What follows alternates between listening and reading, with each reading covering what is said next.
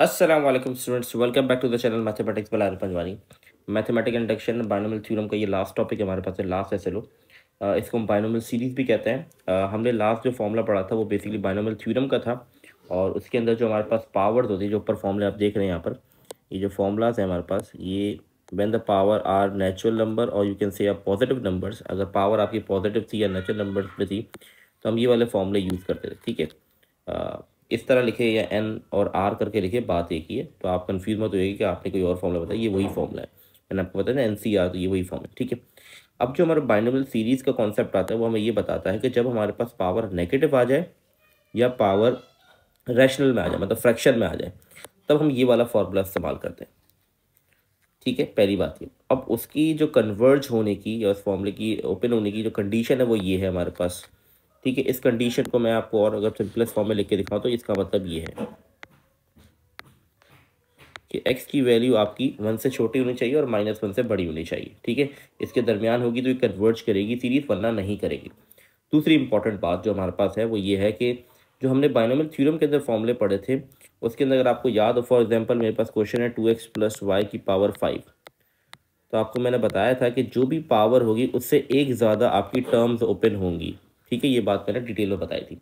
अगर आपने video go through नहीं किया तो पहले इसको गो थ्रू करें, वरना ये चीज़ें बहुत मुश्किल लग रही, समझ नहीं आ रही। तो बाइनोमियल सीरीज में हमारे पास पावर होती है नेगेटिव, या तो रैशनल होती है, रैशनल मतलब फ्रैक्शन में होती है। तो इसका कैसे बताया जाएगा कितनी सीरीज मतलब कितनी टर्म्स ओपन होंगी? तो याद रहे, जब बाइनोमियल सीरीज की फॉर्म बनती है, जब पावर आपकी नेगेटिव होती है या फ्रैक्शन में होती है, तो आपकी सीरीज इनफाइनाइट बनती है, जिसकी कोई एंडिंग नहीं होती। इनफाइनाइट टर्म्स इसमें ओपन होती हैं। ठीक है, ये बात क्लियर हो जानी चाहिए। अब इसको इस फॉर्मूले में अगर आप देखें, जो बाइनोमियल सीरीज की बात करें, किस तरह बना 1 + x की पावर है, जबकि ऊपर ऐसा नहीं था। तो यहाँ पर आप देखें तो x को 1 के बराबर दिया गया, y को x के बराबर लिया गया। मतलब इसके अंदर अगर आपकी पावर नेगेटिव आ जाती है और पावर आपकी या आपकी पावर रैशनल आ जाती है, तो आपने पहले कोशिश करनी है कि आप इसको 1 की फॉर्म में बनाएं। फॉर एग्जाम्पल, अगर आपके पास सवाल इस तरह 4 + x की पावर 1/2, अब पावर तो फ्रैक्शन है, तो इससे आप ये कह सकते हैं हाँ ठीक है मैं बाइनोमियल सीरीज का फॉर्मूला इंप्लीमेंट करूँ, लेकिन उसकी शर्त क्या है, पहले 1 आना चाहिए। तो मैं क्या करूँगा, यहाँ से 4 को कॉमन ले लूँगा। जब 4 कॉमन लूँगा तो 4 के साथ उसको पावर भी मिल जाएगी, क्योंकि ये पावर 4 का भी हिस्सा है तो उसको बाहर मिल जाएगी। यहाँ बच जाएगा 1, और यहाँ डिवाइड में 4 लिख दिया जाएगा, क्योंकि 4 कॉमन वैसे तो नहीं आ रहा था ना, 4 इसमें से कॉमन नहीं आ रहा था, हमने एक तरीके से ज़बरदस्ती कॉमन लिया है। तो यहाँ से 4 चले गया, 1 बचा, और यहाँ 4 नहीं था तो डिवाइड करा दिया। ठीक है, यहाँ 1/2 आ जाएगा, तो ये हो जाएगा इस तरीके से। तो ये कॉमन लेने का, तो पहले हम इस तरह बनाएंगे, फिर हम इस पर फॉर्मूला इंप्लीमेंट करेंगे। ये चीज़ साथ साथ चलती रहेगी, जो सिंप्लीफिकेशन होनी है वो हम कर लेंगे, और ये हम इसको सॉल्व करेंगे। ठीक है, ये इसकी बेसिक सी एक थ्योरी है। ठीक है, अब एक सवाल को देखते हैं। जैसे कि फॉर एग्जाम्पल एक क्वेश्चन है मेरे पास √31 5 का। ठीक है, अब मुझे इसको बाइनोमियल सीरीज के थ्रू इसको सॉल्व करना है, तो किस तरीके से, एक तो कैलकुलेटर से डायरेक्ट आंसर निकाल लें, ऑब्वियस सी बात है। CRQ में आएगा तो इस तरीके से नहीं करना आपने। ठीक है, तो अगर मैं रूट उठाऊंगा तो मेरे पास पावर में फ्रैक्शन आ जाएगी फॉर्म। ठीक है, अब इसमें बाइनोमियल का फॉर्मूला तो नहीं लगा सकता, बाइनोमियल सीरीज हो या कुछ भी हो, उसकी शर्त क्या है, 2 टर्म्स होनी चाहिए जो प्लस माइनस हो रही हो। तो इसको मैं ब्रेक कर दूंगा 32 - 1 में। अब आपका सवाल ये भी हो सकता है सर 1 + 30 में कर देते, डायरेक्ट फॉर्मूला लगा देंगे। ठीक है, बिल्कुल आप कर दे, कोई मसले की बात नहीं है। आप 1 + 30 में ब्रेक करके इसका फॉर्मूला इंप्लीमेंट कर लें। मैंने ये क्यों किया, उसकी एक वजह बताता हूँ। अब देखें, अब मैं कॉमन लूँगा 32। जब मैं 32 कॉमन लूँगा तो उसके साथ पावर क्या आ जाएगी, 1/5 बाहर आ गई, यहाँ 1 बचा और यहाँ 1/32 आ गया। ठीक है, असल में बेसिकली होता है कि इस तरह की वैल्यूज जो होती है ना, पॉइंट्स में आंसर आते हैं, तो वो एक्यूरेट आने के चांस ज़्यादा होते हैं जब इस तरीके से करते हैं। वैसे कोई मसला नहीं है, 1 + 30 भी कर सकते हैं। अब ये क्या हुआ, ये जो मैंने बाहर कॉमन लिया, 32 होता है 2 की पावर 5, और 1/5 पहले से था, तो 1 - 1/32 की पावर 1/5। ये 5 से 5 कट गया तो यहाँ बच गया 2। अब फॉर्मूला मुझे सिर्फ यहाँ पर लगाना है। अब हमें पता है कि फॉर्मूला इनफाइनाइट होता है, कितना ओपन करना चाहे कर सकते हैं। तो हम 3 से 4 टर्म्स को ओपन करते हैं और उसको सॉल्व करेंगे। मतलब सारी हम पूरा फॉर्मूला ओपन नहीं करेंगे, 3 से 4 टर्म्स को ओपन करेंगे, उसको सॉल्व करेंगे। जैसे कि फॉर्मूला हमारे पास क्या कहता है, फॉर्मूला कहता है पहले 1 लिखें, फिर n(n-1) divide by 2 factorial x²। आप अपने पास फॉर्मूला लिख लें ताकि आपको आइडिया हो जाए किस तरीके। तो ये हमारे पास फॉर्मूला ओपन हो जाएगा, 1 + n की जगह आ जाएगा 1/5, और x की जगह -1/32 का नेगेटिव वैल्यू है। फिर हमारे पास +n 1/5, फिर है n-1 डिवाइड बाय 2 फैक्टोरियल, फिर है मेरे पास एक्स स्क्वायर, तो -1/32 का whole square and so on. आप एक दो टर्म्स और ओपन कर ले, बस दैट्स इट। अभी सिर्फ एक मेथड सिखाना है आप लोगों को किस तरीके से इसको कैलकुलेटर में हम जब सॉल्व करेंगे तो यहाँ 1 आ जाएगा, यहाँ मेरे पास वैल्यू आ जाएगी 0.0065। जब इसको पूरा कैलकुलेटर में सॉल्व करूँगा तो इसकी वैल्यू आ जाएगी 0.40 एंड देन 78125, ठीक है, एंड सो ऑन।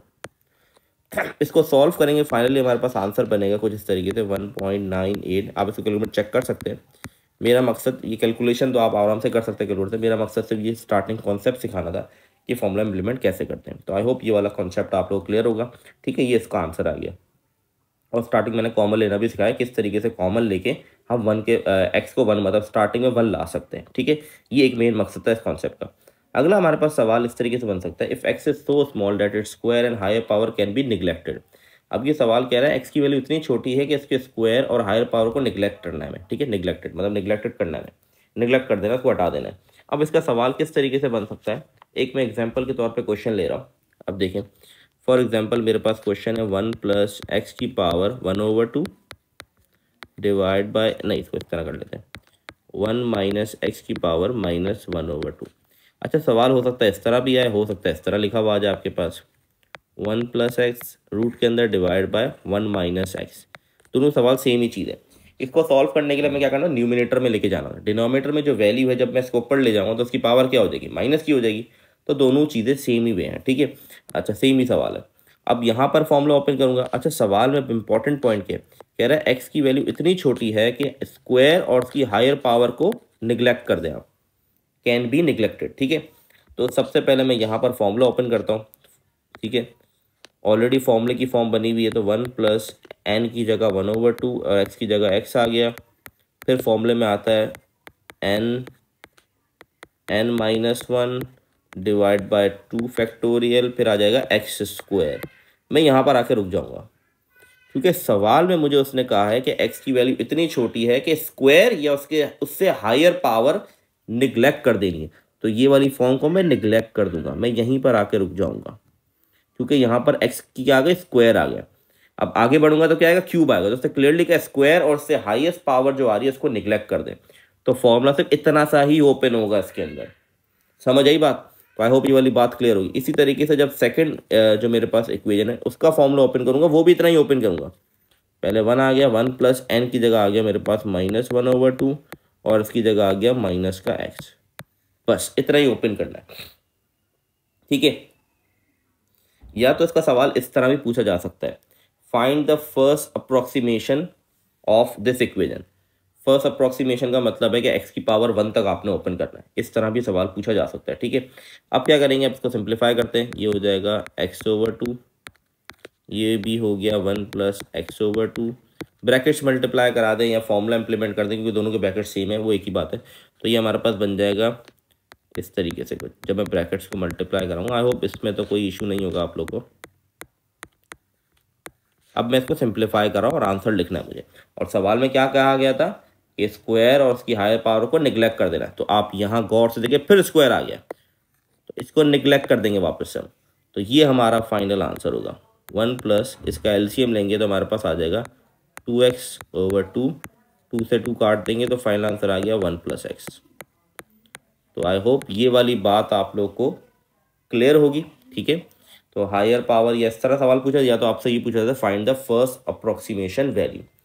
तो इस जो आखिरी हमारे पास एसएल होता है उसके अंदर यही छोटा सा कॉन्सेप्ट था कि जब आपके पास पावर नेगेटिव हो या फ्रैक्शनल में हो तो आप बायनोमियल सीरीज का फॉर्मूला इंप्लीमेंट करेंगे, उसकी कन्वर्ट। अच्छा, एक सवाल आपके पास हो आ सकता है, कन्वर्ट्स का मैंने कॉन्सेप्ट बताया आप लोग को, ये वाला आपकी इक्वेशन कन्वर्ट्स कर रही नहीं कर रही, उसकी ये कंडीशन मैच होनी चाहिए। फॉर एग्जांपल जैसे कि मैंने ये सवाल, एक और सवाल ले लेता हूँ। फॉर एग्जांपल मेरे पास है 4x + 1, नहीं इसको इस तरह ले लेते हैं, 1 + 4x की पावर 1/2, या कोई भी पावर नेगेटिव ले ले, कुछ भी ले ले। अब सवाल आता है ये कन्वर्ट्स कर रही है कि ये सीरीज कन्वर्ट्स करेगी कि नहीं करेगी, या किस कंडीशन पे कन्वर्ट्स करेगी वो बताए। जनरल कंडीशन हमारे पास ये थी, मैंने आप लोग को बताई, ठीक है, जिसको हम इस तरीके से भी लिख सकते हैं। ठीक है। अब इससे मुझे चेक करना है कन्वर्ज करेगी नहीं, तो यहाँ मैं क्या करूँगा, अगर फॉर्मूले को गौर से देखें आप और कन्वर्ज की प्रॉपर्टी को रूल को देखें, तो यहाँ देखें एक्स था तो यहाँ एक्स लिख दिया। अब मेरे पास सवाल में क्या लिखा हुआ है, 4x लिखा हुआ है, तो मैं क्या करूँगा 4x लिख दूंगा, 4x लेसर देन 1।